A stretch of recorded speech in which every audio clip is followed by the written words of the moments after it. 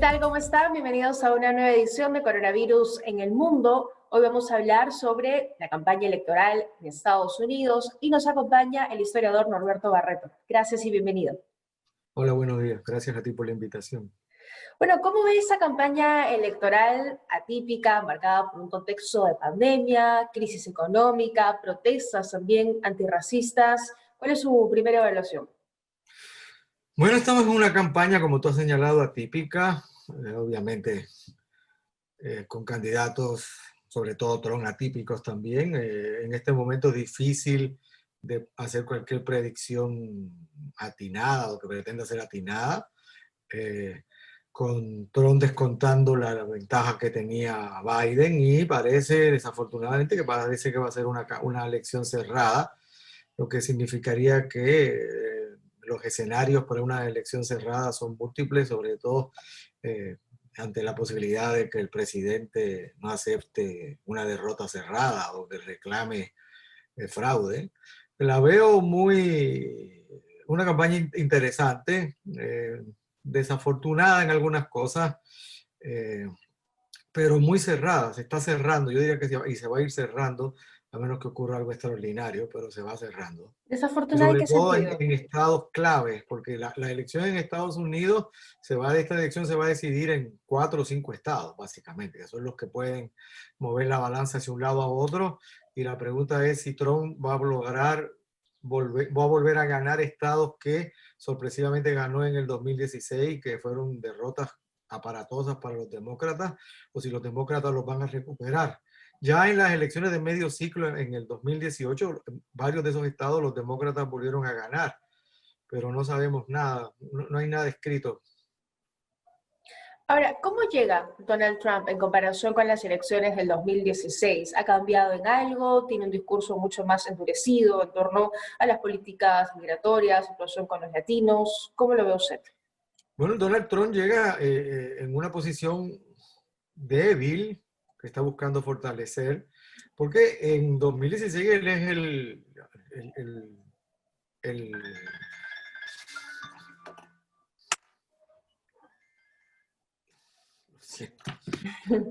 él es, en el 2016, él es el intruso, el que entra, el candidato que nadie esperaba y al que nadie le daba oportunidad. Ahora es el presidente de los Estados Unidos, aunque su campaña está tratando de volver de presentarlo como si él siguiera siendo el candidato que rompe con la norma, que rompe con el establishment, cuando ahora él es el establishment. Y llega debilitado por el COVID. Si me hubiese preguntado en enero quién ganaba las elecciones, yo no hubiese tenido ninguna duda en decirte que Trump iba a ganar, tenía una economía que se había recuperado sólidamente.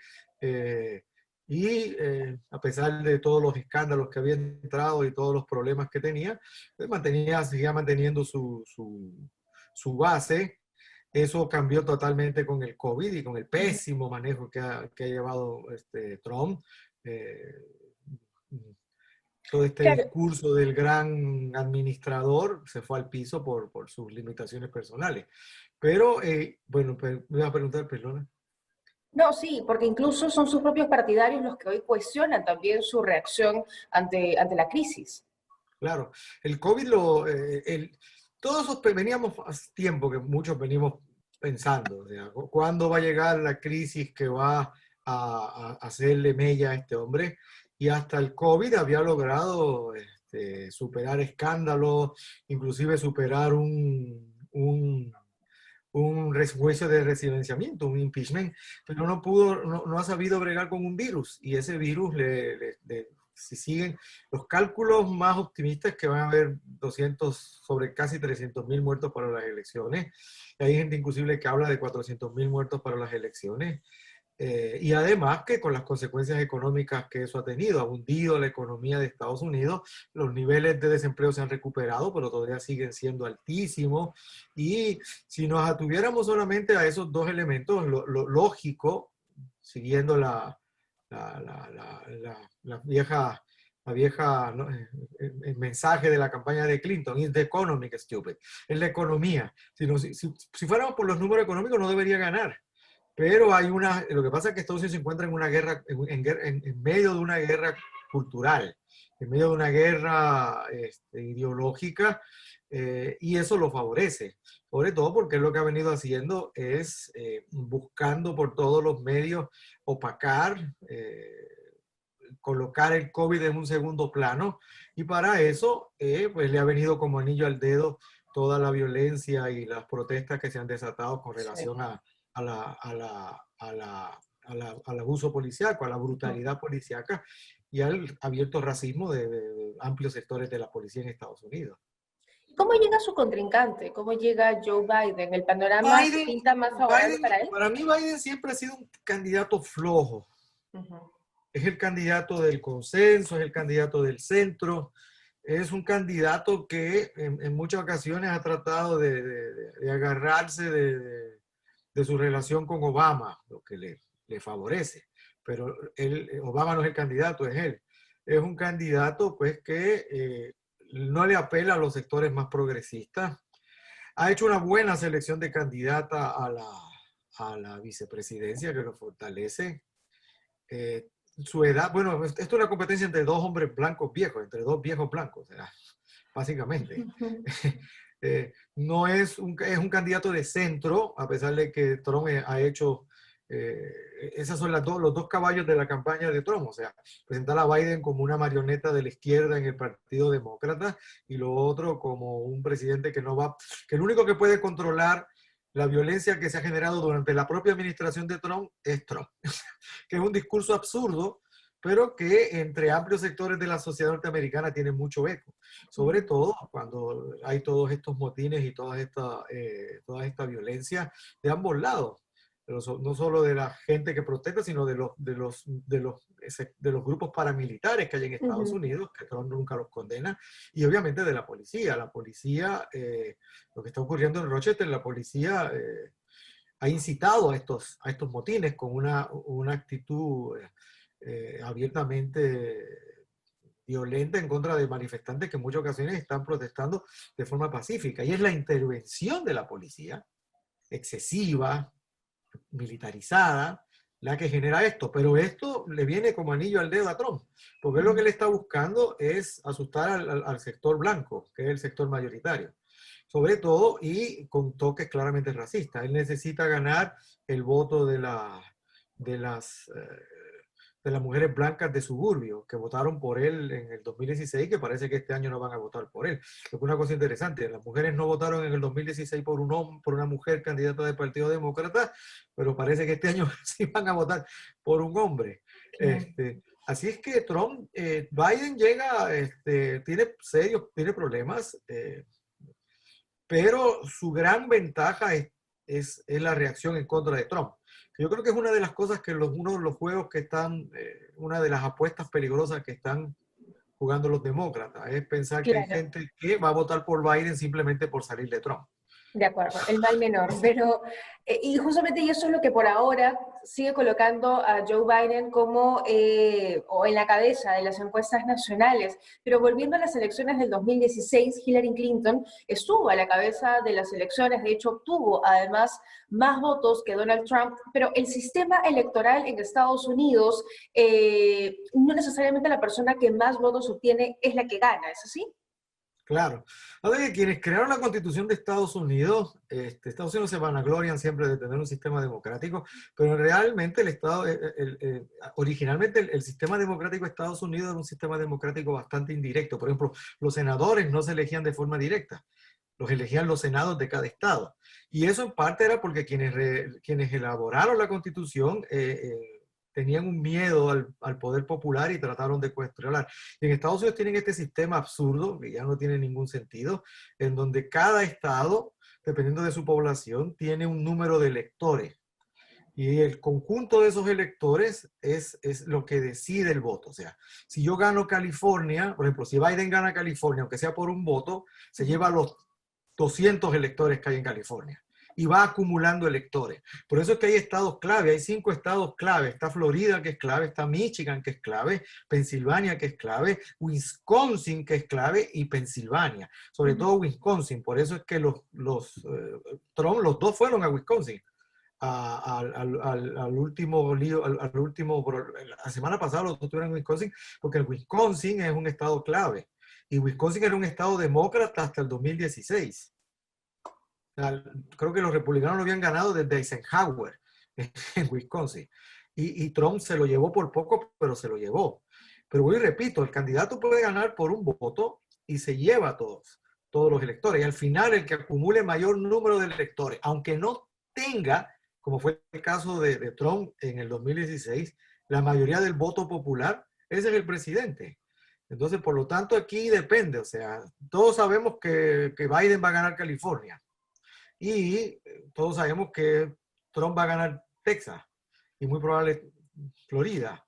Entonces, hay estados que tienen 5, hay otros que tienen 19. La cantidad de electores depende de la población. Entonces hay estados que que con 5 electores podrían, en una elección cerrada, podrían ser los decisivos.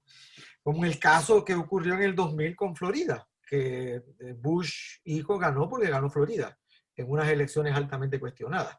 Las posibilidades de un lío como el del 2000 en estas son enormes, aún mayores. Porque, hoy repito, las señales que está mandando Trump es que él no... Primero que Trump no quiere perder, porque obviamente nadie quiere perder, pero este niño pequeño, los niños pequeños no reaccionan bien a las derrotas. Entonces, la gran pregunta es cómo va a reaccionar el presidente, si va a cuestionar, no sabemos. Bueno, ya cuestiona, ¿no? Ya cuestiona desde ya las encuestadoras, por ejemplo, y lo hace bastante seguido. Pero hay que tener cuidado con las encuestadoras, porque también está el caso de Dukakis en las elecciones del 92, creo que fueron Dukakis, que parecía que iba a arrollar a Bush padre. Inclusive tenían números muy parecidos a los que tienen Trump y Biden, más o menos por la misma fecha, y al final Bush padre le pasó por encima y lo derrotó de forma definitiva, o sea, clara. Claro, y pasó también en las encuestas de las últimas elecciones del 2016, ¿no? Cuando teníamos siempre en la cabeza a Hillary Clinton y al final, pues, el panorama fue totalmente distinto. Pasa que en Estados Unidos hay gente que ya sabe por quién va a votar. Inclusive hay gente que podría empezar a votar por el voto adelantado. ¿Vale? Y hay una masa que decide última hora. Decide 1 o 2 días antes, decide por quién va a votar. Entonces, a eso es que ellos están lanzándole todos sus esfuerzos.